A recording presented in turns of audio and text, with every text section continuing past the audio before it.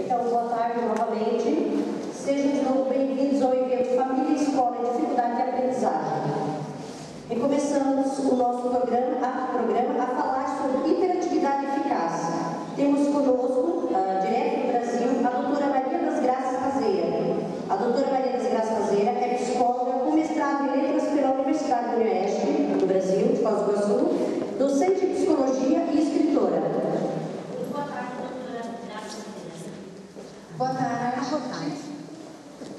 Só um minutinho, doutora Graça.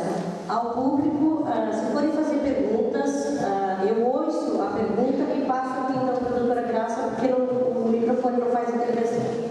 Ok? Então, falo e eu transmito. Você aqui é a mediadora de vocês.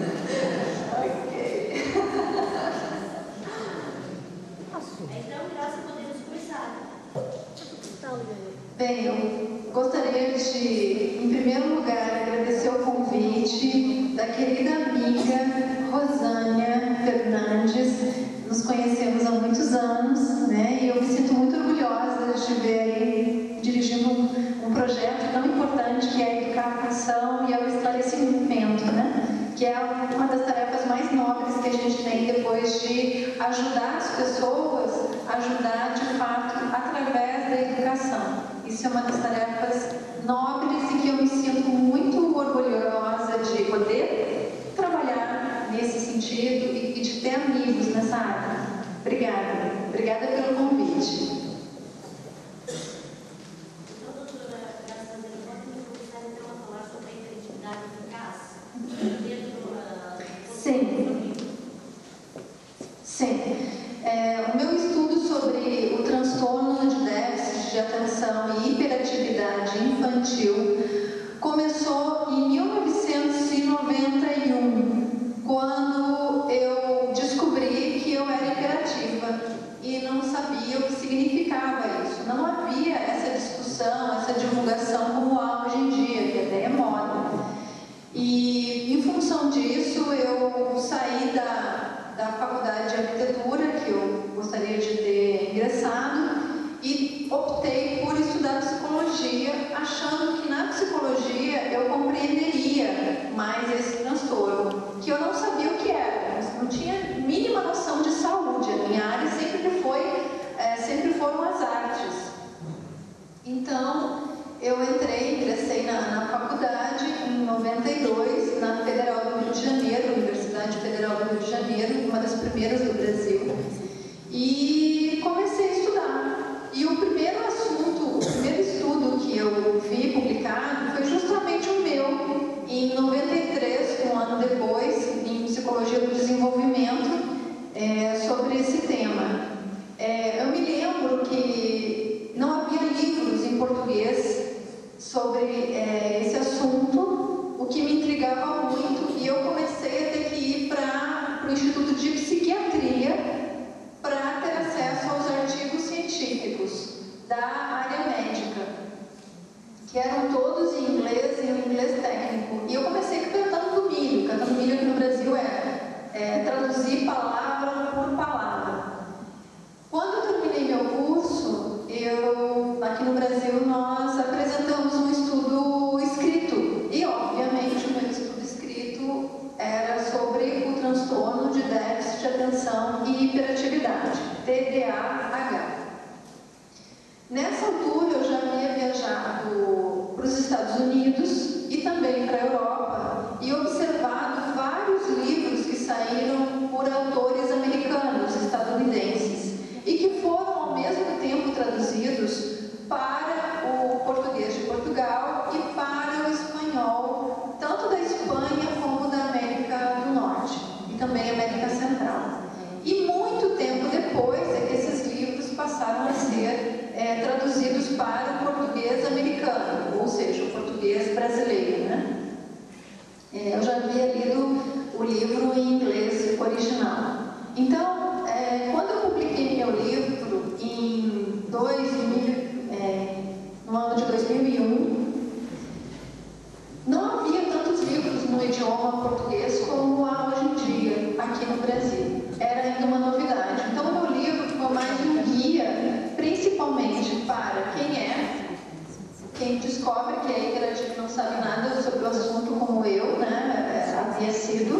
aos 19 anos, e aos pais, aos professores e também esposos, maridos, irmãos, e principalmente para o jovem que está numa escola, convive com outros colegas e que é chamado de hiperativo e nem sabe o que é isso. E eu não queria repetir no meu livro algo que eu havia visto como marcando pela doença, hiperatividade infantil, como é o nome mais popular. Eu quis colocar como sobreviver à hiperatividade, e daí o termo hiperatividade eficaz. Uma vez que é um quadro sindrômico, não é uma doença propriamente dita, ele não tem cura porque não é uma doença. A gente aprende a conviver com este excesso de energia e essa tendência de dispersão. E esse estudo é muito importante porque eu fiz uma retrospectiva histórica.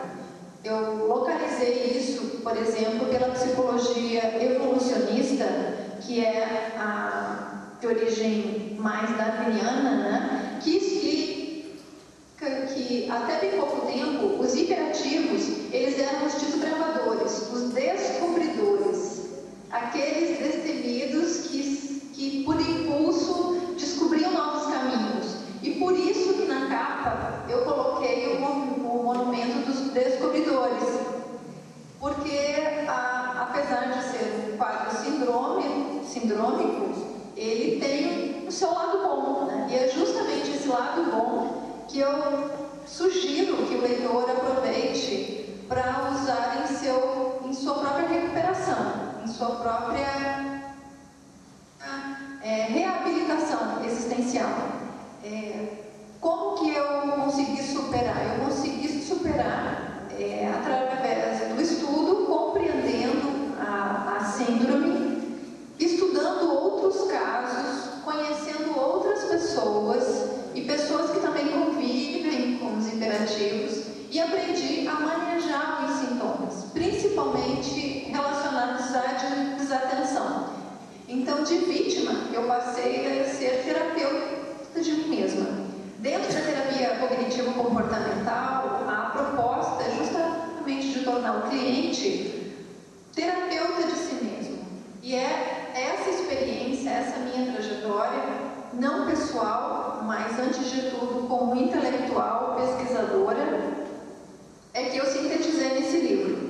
Esse livro, hoje ele resume praticamente 2 décadas de estudos. Eu comecei com 19 anos, publiquei o livro com 29 anos e publiquei a segunda edição aos 38 anos. Eu tenho hoje 40 anos. Este livro, eu acho que eu fui, de certa forma, muito corajosa, ou talvez impulsiva, em publicar um livro de saúde mental aos 29 anos de idade. É muito difícil uma pessoa se expor, né, dizendo que tem a síndrome, e ao mesmo tempo dando um caminho de como se superar. Eu interpreto que a segunda edição do livro, que é essa atual, que eu mesma bolei a capa, eu fiz questão de bolar a capa, a contracapa, a orelha do livro, o conteúdo do livro, tudo foi criação minha, para mostrar o seguinte: sim, somos imperativos, mas implica que sejamos incapazes. Quando alguém confia no potencial do hiperativo e dá a oportunidade para ele crescer, ele cresce, né? É uma pessoa mais ativa que o normal, é uma pessoa mais desatenta, uma tendência de distração muito maior que o normal, há uma dificuldade de focar, né? E para isso há técnicas, né, que eu explico aqui no livro. E também há uma dificuldade maior de pensar antes de agir e falar, que é a impulsividade. O transtorno de déficit de atenção ele é marcado por 3 sintomas. O primeiro subtipo é o propriamente desatento, é o TDA, transtorno de déficit de atenção. E este subtipo não tem a hiperatividade. O segundo ele é mais comum em meninas, porque as meninas não são tão ativas como os meninos. O segundo subtipo que é o hiperativo propriamente dito. É esse que, numa média de 30 alunos aqui no Brasil, no estudo pela Associação Brasileira de Déficit de Atenção, que foi fundada em 99, no ano que eu me formei, né? Eu já estava saindo do Rio de Janeiro e voltando para o Sul, mas evidencia, a cada 30 alunos, um é hiperativo, numa média de 2 a 5% da população. O hiperativo, ele polariza muita atenção porque é uma criança que não para. Uma criança, normalmente, ela não para, mas o hiperativo, ele é mais agitado que o normal. E há um terceiro subtipo, que é pouco estudado, que é o propriamente impulsivo. É o TDAHI. É o terceiro subtipo. Este, necessariamente, ele não tem o problema da desatenção, porque ele faz as tarefas da professora num tempo recorde. E aí ele tem a maior parte do tempo para fazer o quê? Então, é aquele aluno que tem traços de superdotação. Ele aprende muito rápido e ele tem uma margem de acerto muito alta, diferente do hiperativo. O subtipo hiperativo e o desatento, eles erram os detalhes. Quando eles vêm, eles perderam os detalhes. Eles estão fazendo a questão, estão fazendo a tarefa, aí de repente passa um estímulo mínimo e ele se perde no raciocínio e responde qualquer coisa, ou simplesmente esquece de explicar, ou esquece de responder. Então, a professora sabe que ele sabe, mas errou por desatenção. Uma vez ou outra, toda criança comete, mas quando é frequente, num período de 6 meses, ocorrendo em mais de um ambiente, na escola, em casa ou no ambiente social, aí sim o pai e a mãe começam a se preocupar, e a escola também. Normalmente, quando a criança está correndo risco de repetir de ano, ou dando muito problema de comportamento por não parar quieta, aí é que os pais são chamados, né? E é um grande susto, porque os pais não entendem muito. E hoje o problema não, ao contrário da minha época, o problema não é a